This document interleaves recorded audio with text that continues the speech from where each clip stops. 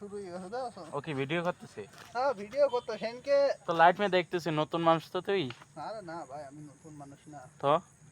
আমি আছি তোমার দুবাই কোন রকম বেশি ও শুনলাম বিদেশ থেকে চলে আসলি নাকি আবার না বিদেশ কোনে যাব এই যে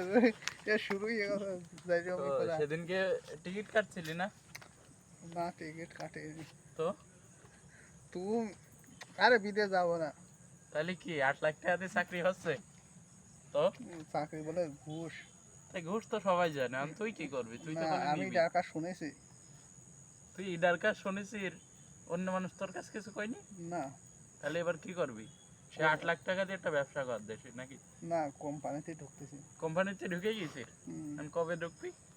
এই 21-22 তারিখে চলে যেতে পারে কিসের কোম্পানি টেক্সটাইল টেক্সটাইল সে কি করে মানে খালি এই প্যান্ট তৈরি করব প্যান তৈরি করবি আর তুই যে প্যান তৈরি সত্যি কথা এই প্যান্ট যে প্যান্ট তুই বাজার বেরিয়ে হয়ে এই প্যান্ট তৈরি করবো যাই খালি তাহলে